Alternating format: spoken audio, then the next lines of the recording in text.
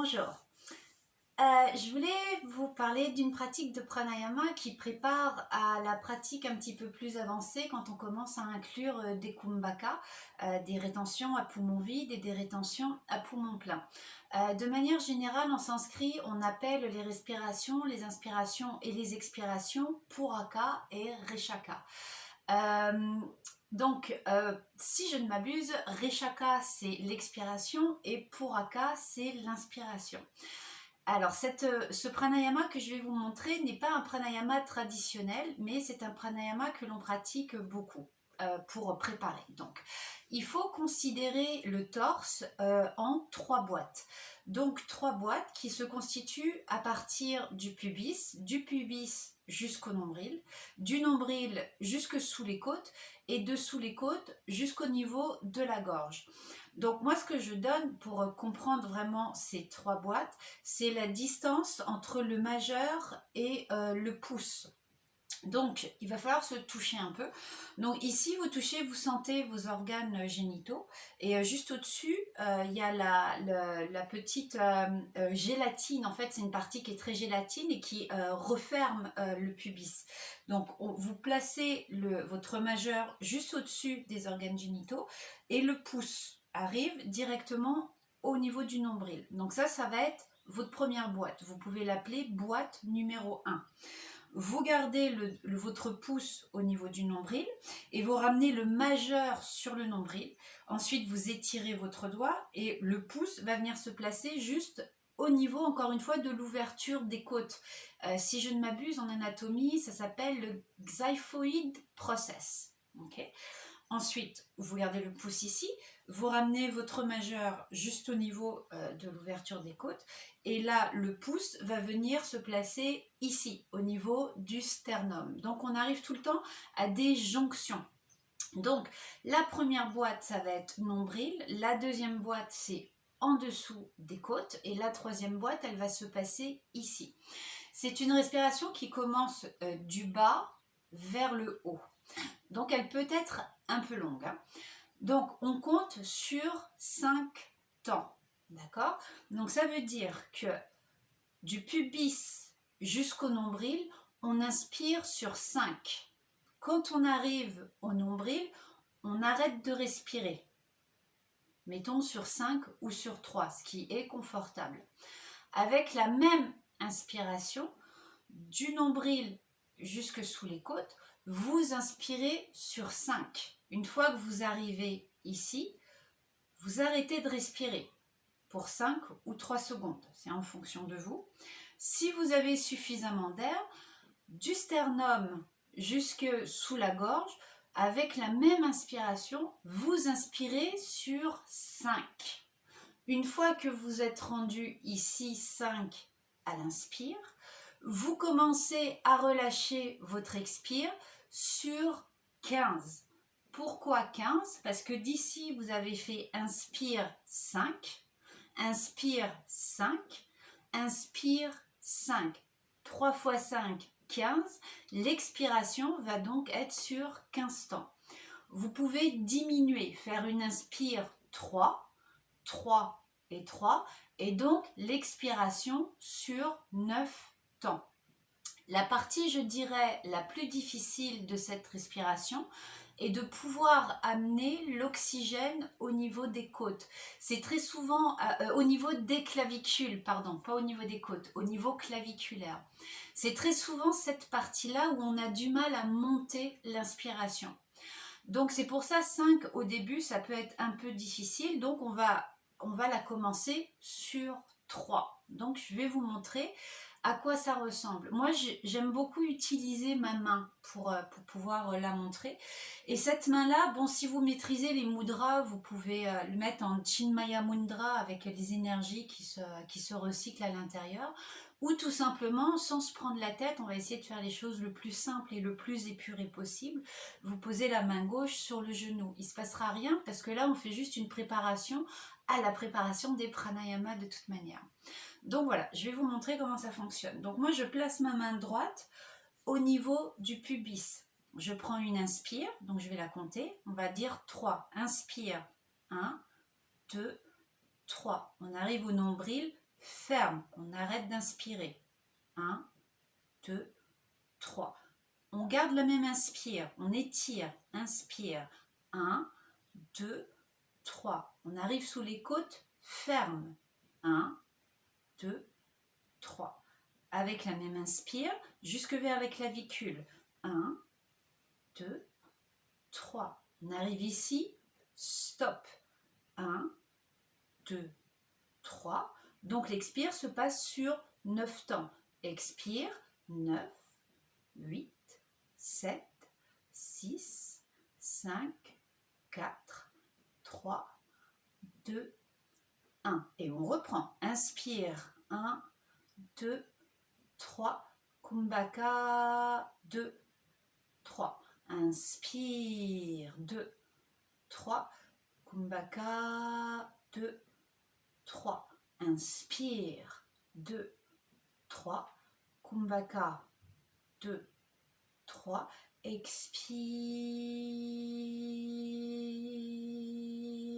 8, 9. Inspire, et ainsi de suite.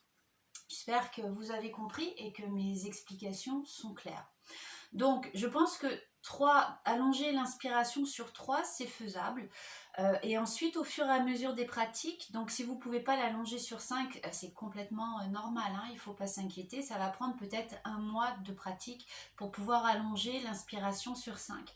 Après, c'est extrêmement exponentiel, hein. Vous pouvez prendre des inspires sur 20, des inspires sur 30. Bon, là, ça veut dire que vous commencez à avoir un super bon niveau. Et une fois que les inspires avec les Kumbhaka, donc rétention, poumon plein, sont maîtrisés, là, on commence à inclure des rétentions sur poumon vide. Donc, c'est-à-dire que la respiration, elle va se faire aussi bien ascendante que descendante. Ok ? Donc là, ce que je vous propose, c'est de pratiquer au début cette petite respiration sur 3, de peut-être la pratiquer ensemble. Je ne sais pas si ça marche, c'est la première vidéo comme ça que je fais et c'est un peu à l'arrache, je vous l'avoue. Et peut-être que je parle beaucoup trop en même temps et je suis désolée. Bon, bref. Alors, on va commencer. Vous relâchez la main gauche sur le genou gauche, la main droite sur le genou droit ici. Et on commence toujours par une inspire et une expire normale. Donc, inspirez profondément.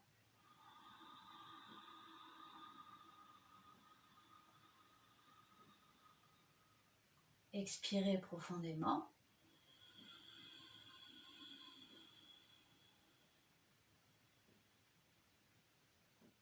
Venez mettre votre main droite au niveau du pubis, au niveau des organes génitaux. Inspire sur 3. Inspire, 2, 3. Bloc, 2, 3. Inspire, 2, 3. Bloc, 2, 3. Inspire, 2, 3. Bloc, 2, 3. Expire, 5, 6, 7, 8, 9. Inspire, 1.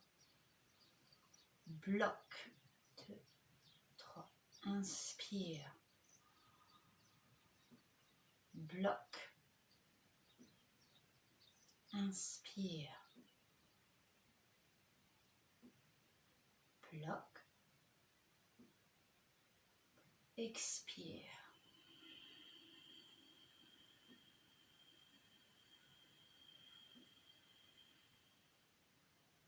Inspire. Bloc. Inspire. Bloc. Inspire. Bloc. Expire.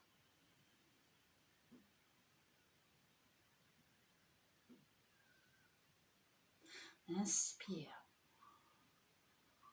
Bloc. Inspire. Bloc. Inspire. Bloc. Expire.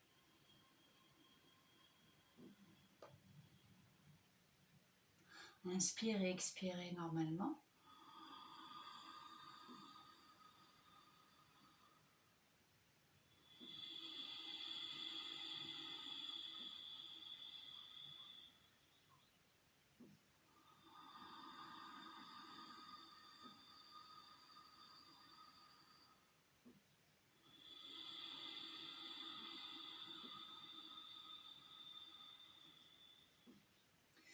Vous relâchez la main droite sur le genou droit. Et moi, ce que j'aime beaucoup faire après cette pratique et après l'enseignement ou tout simplement après la pratique, j'aime beaucoup faire circuler l'air. Donc pour ça, ce que je fais des petits mouvements de torse. Donc en fait, on avance le torse vers l'avant, on va vers la droite, en arrière et on expire au milieu.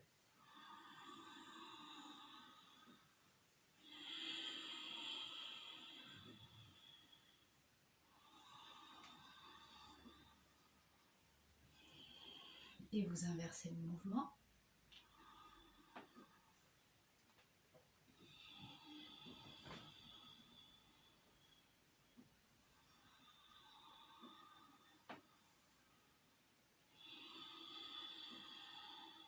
Et vous revenez au milieu.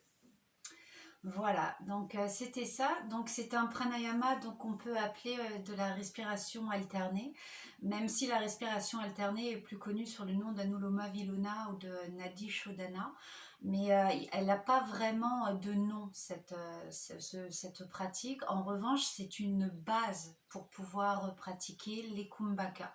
Donc elle est définitivement accessible à tout le monde. Vous pouvez la pratiquer absolument sans aucun problème.